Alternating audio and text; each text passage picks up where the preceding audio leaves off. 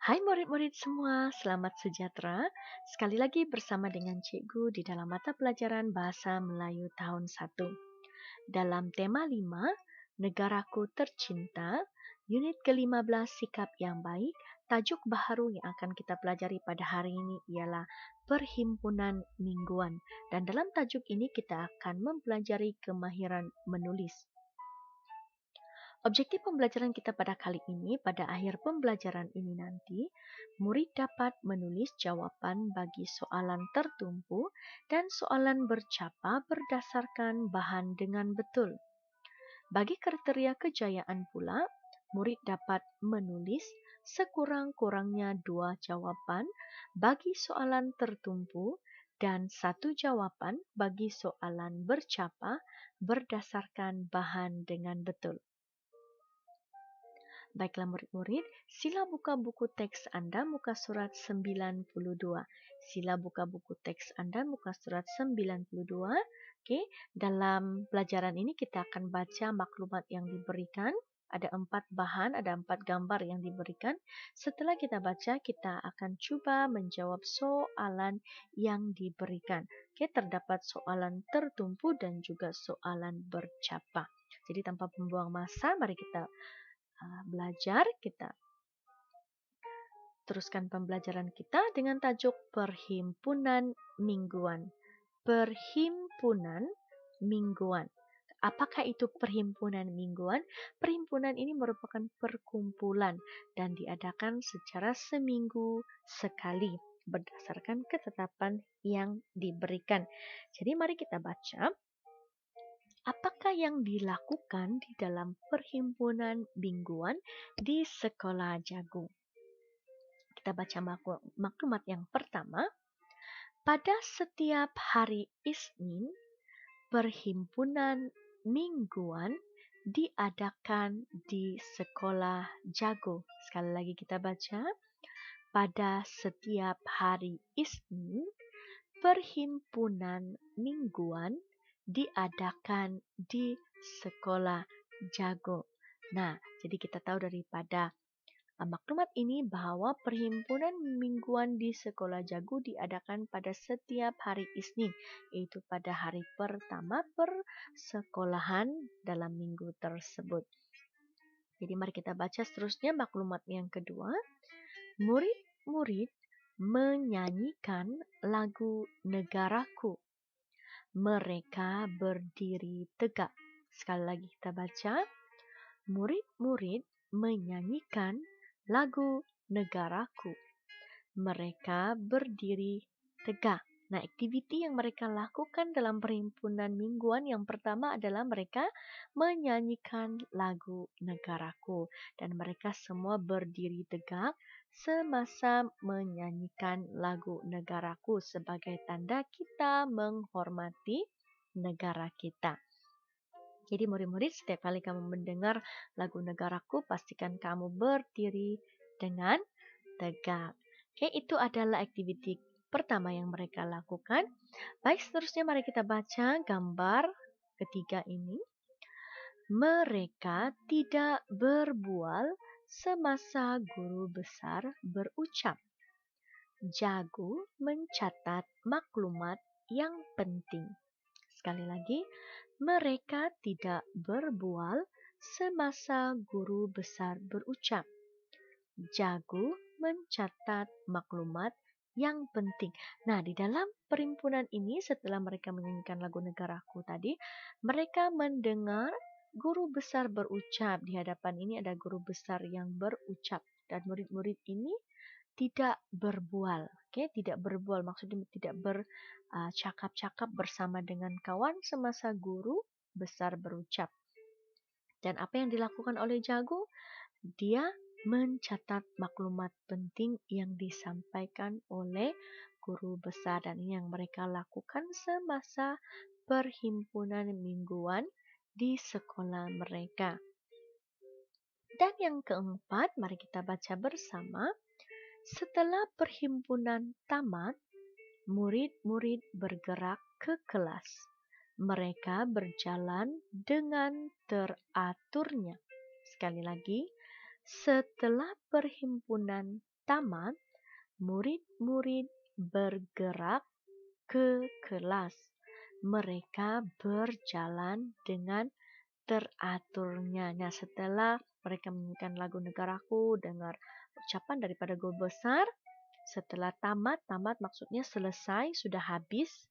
Oke, jadi mereka bergerak ke kelas, mereka masuk balik ke kelas dengan keadaan yang teratur dan juga secara berjalan.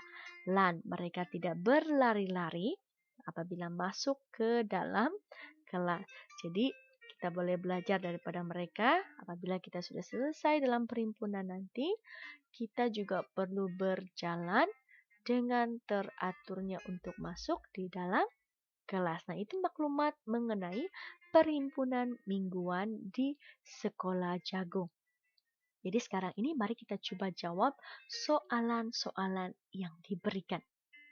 Oke, soalan yang pertama, bilakah perhimpunan mingguan diadakan? Nah, jadi ini adalah soalan tertumpu. Oke, soalan tertumpu maksudnya maklumat, jawaban bagi soalan ini ada pada maklumat yang sudah kita baca. Jadi kita tinggal cari saja sebab jawabannya sudah disediakan. Oke, jadi mari kita lihat di sini. Apakah jawaban bagi soalan pertama ini? Bilakah perhimpunan mingguan diadakan? Oke, berdasarkan maklumat ini tadi, ya, pada setiap hari Isnin.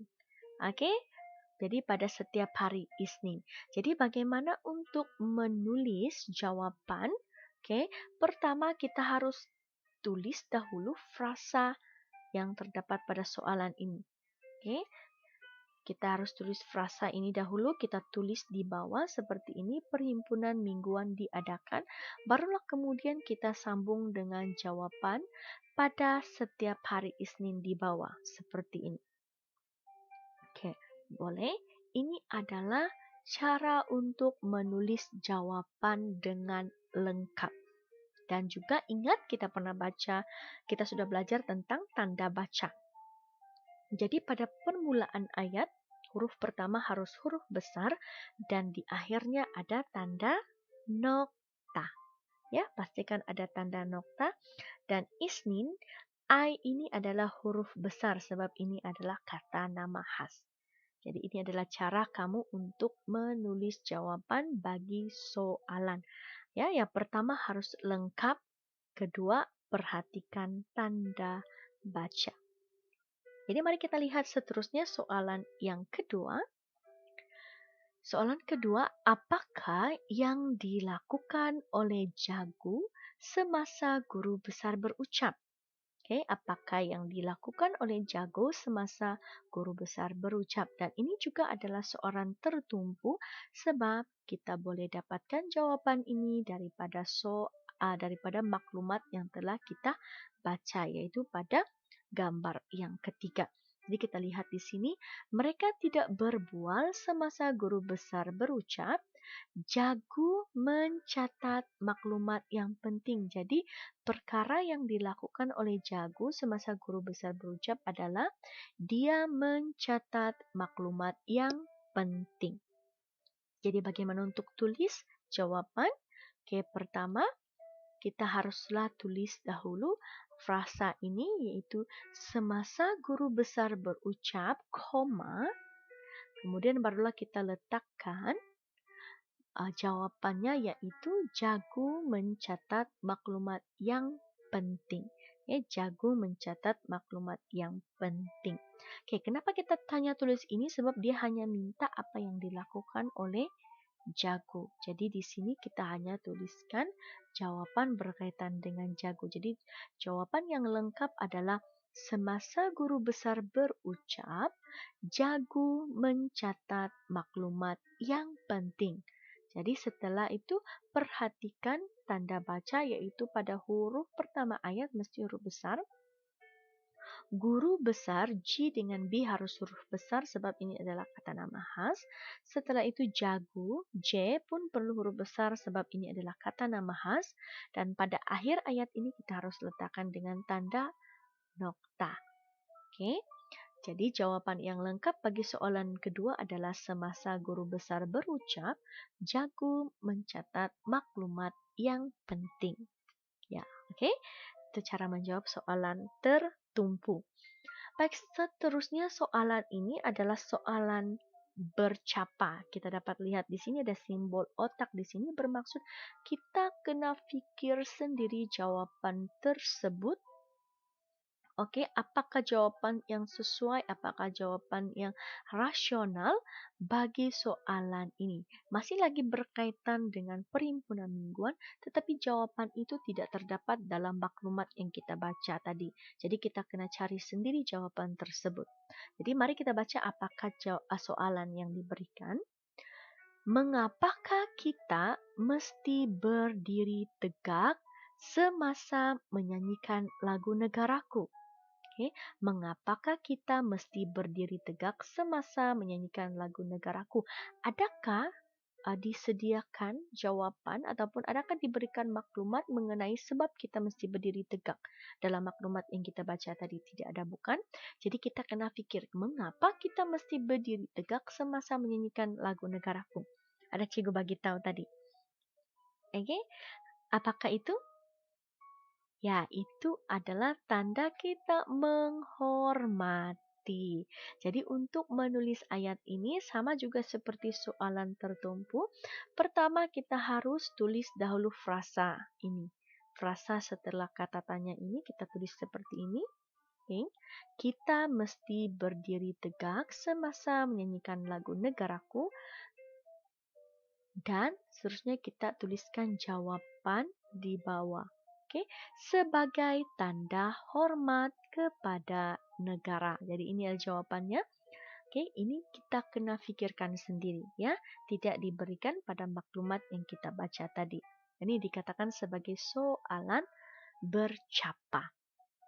Jadi jawaban lengkap bagi soalan ini adalah kita mesti berdiri tegak semasa menyanyikan lagu negaraku sebagai tanda hormat kepada negara. Jadi setelah kita salin frasa selepas kata tanya ini, kedua kita harus pastikan, kita harus pastikan tanda baca yang kita tulis adalah tepat.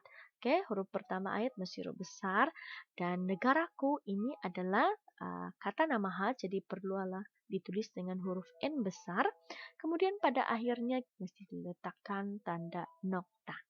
Ya, jadi sebagai latihan kita pada kali ini, sila buka buku aktiviti Anda, muka surat 18. Sila buka buku aktiviti jilid 2 Anda, muka surat 18. Kita akan coba berlatih untuk menulis jawaban bagi soalan tertumpu dan juga soalan bercapa. Jadi arahan aktiviti 3 di sini adalah tulis jawaban. Itu dia mau, yaitu tulis jawaban. Jadi di dalam ini diberikan bahan, diberikan maklumat. Tajuknya adalah menjaga keceriaan kelas. Dan 4 maklumat yang diberikan pertama adalah menyediakan jadwal tugas. Cara mereka menjaga keceriaan kelas. Kedua, menyapu sampah. Yang ketiga, menyusun meja. Dan yang keempat dan terakhir, menghias meja guru. Jadi diberikan 4 maklumat di sini. Jadi mari kita coba baca yang pertama, soalan yang pertama. Apakah yang dilakukan oleh budak lelaki itu? Apakah yang dilakukan oleh budak lelaki itu? Jadi di dalam gambar di atas, di manakah terdapat budak lelaki? Ya, yaitu pada gambar yang kedua. Dan apa yang mereka sedang lakukan?